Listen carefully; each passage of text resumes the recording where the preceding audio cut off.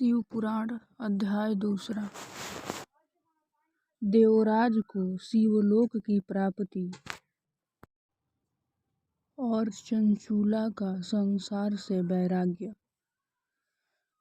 श्री शौनक जी ने कहा, आप धन्य हैं सूत जी, आप परमार्थ तत्व के ज्ञाता हैं। आपने हम पर कृपा करके हमें यह अद्भुत और दिव्य कथा सुनाई है। भूतल पर इस कथा के समान कल्याण का और कोई साधन नहीं है। आपकी कृपा से यह बात हमने समझ ली है। सूत जी, इस कथा के द्वारा कौन से पापी शुद्ध होते हैं, इन्हें कृपा पूर्वक बताकर इस जगह को कृतार्थ कीजिए।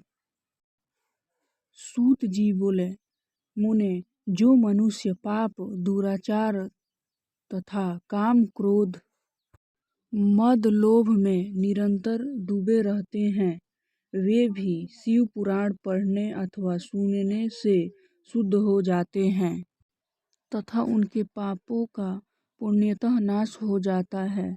इस विषय में मैं तुम्हें एक कथा सुनाता हूँ। बहुत पहले की बात है। किरातों के नगर में देवराज नाम का एक ब्राह्मण रहता था। वह ज्ञान में दुर्बल, गरीब, रस बेचने वाला तथा वैदिक धर्म से विमुख था।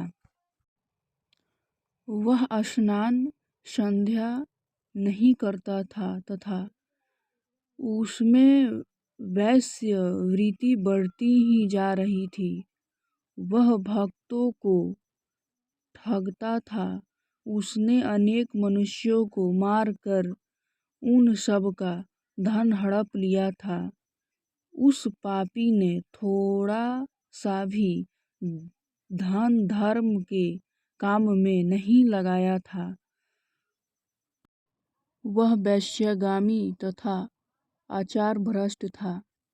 एक दिन वह घूमता हुआ देवयज्ञ से प्रतिष्ठानपुर झूसी प्रयाग जा पहुंचा। वहां उसने एक शिवालय देखा जहां बहुत से साधु महात्मा एकत्र हुए थे। देवराज वहीं ठहर गया। वहां रात में उसे ज्वर आ गया और उसे बड़ी पीड़ा होने लगी। वहीं पर एक ब्राह्मण देवता शिव पुराण की कथा सुना रहे थे। ज्वर से पड़ा देवराज भी ब्राह्मण के मुख से शिव कथा को निरंतर सुनता रहता था। एक मास बाद देवराज ज्वर से पीड़ित अवस्था में चल बसा। यमराज के दूत उसे बांधकर यमपुरी ले गए। तभी वहां शिवलोक से भगवान शिव के पार्षदगण आ गए। वे कर्पूर के समान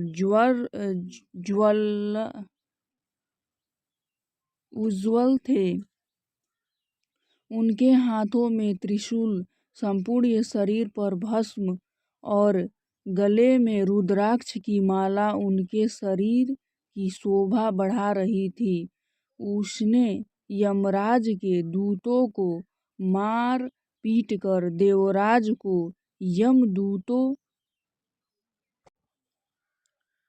यमदूतों के चंगुल से छुड़ा लिया और वे उसे अपने अद्भुत विमान में बिठाकर जब कैलाश पर्वत पर ले जाने लगे तो यमपुरी में कोलाहल मच गया। उसे सुनकर यमराज अपने भवन से बाहर आए। साक्षात रुद्रों के समान प्रतीत होने वाले इन दूतों का धर्मराज ने विधि पूर्वक पूजन कर ज्ञान दृष्टि से सारा मामला जान लिया। उन्होंने भय के कारण भगवान शिव के दूतों से कोई बात नहीं पूछी। तत्पश्चात शिवदूत देवराज को लेकर कैलाश चले गए और वहां पहुंचकर उन्होंने ब्राह्मण को करुणावतार भगवान शिव के हाथों में सौंप दिया। शौनक जी ने कहा, महाभाग सूत जी, आप सर्वज्ञ हैं। आपके कृपा प्रसाद से मैं कृतार्थ हुआ। इस इतिहास को सुनकर मेरा मन आनंदित हो गया। अंततः